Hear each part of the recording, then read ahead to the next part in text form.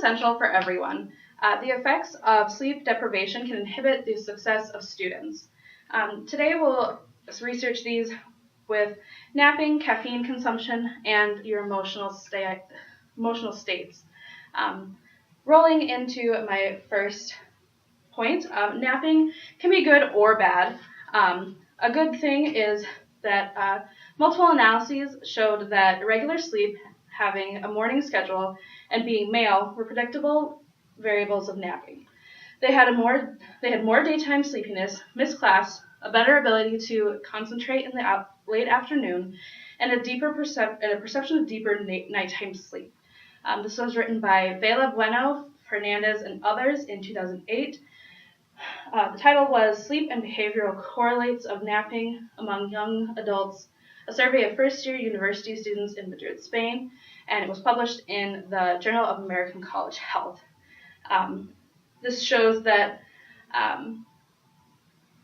those who nap during the day may not sleep as well at night and will have a harder time paying attention during the day.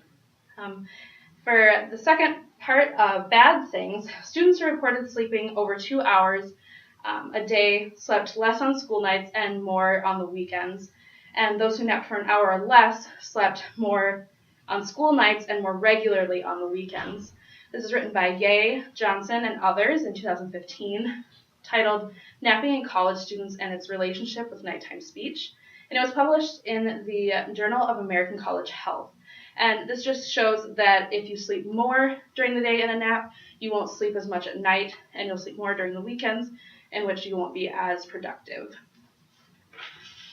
Checking into my next point, caffeine consumption. The most commonly reported side effects associated with caffeine in quantities typically present in energy drinks are insomnia, nervousness, headache, and tachycardia. This was written in 2014, titled Implications of Sleep and Energy Drink Use for Health Disparities in Nutrition Reviews, and it was written by Grander, Knudsen, and others. So if you drink energy drinks with caffeine in them, you will probably experience some of these side effects depending on how much you drink. The positives and negatives of caffeine consumption, as written by Stacey Oak Curry and others in 2011, titled Revving Up and Staying Up, Energy Drink Use Associated with Anxiety and Sleep Quality in a College Sample, published in the College Student Journal. Regression analyses revealed that energy drink use explained 29% of the variance in anxiety scores and 20% in sleep disturbance scores. Greater frequency of energy drink use was associated with poor sleep quality, longer sleep latency, shorter sleep duration, and lower habitual sleep efficiency. So those who drink more irresponsibly with energy drinks experienced the effects at a higher rate, where they didn't sleep as much, they slept, and if they did, they slept for much longer, and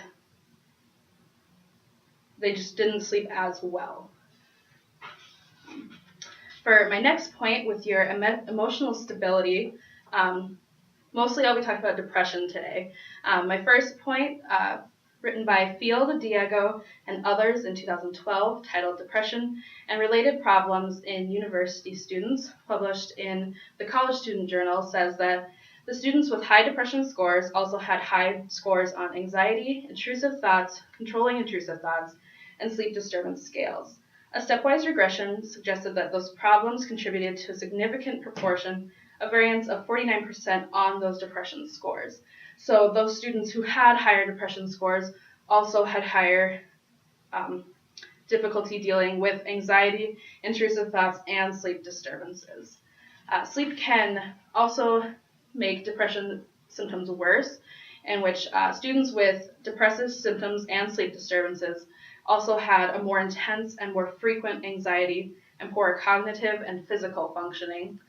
This was written by Nair, Faribault, and others in 2013, titled Relationship Between Sleep Disturbance and Depression, Anxiety, and Functioning in College Students, and it was published in Depression Anxiety.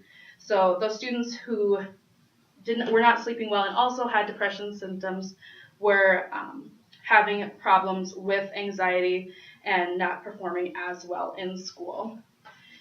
In conclusion, napping, caffeine consumption, and emotions can hurt how well you sleep and how you can succeed in your college career. With napping, it can be good or bad depending on how much you sleep. If you sleep more, it can be worse for you where you won't sleep as regularly. But if you nap less, it will be better for you and you'll sleep more regularly. With caffeine consumption, also good and bad. The more you drink, the worse your symptoms are, in which you will sleep less or sleep too much, miss classes, and not perform as well as you should. And your emotional states can be changed by how much you sleep and can make those conditions that you already have much worse.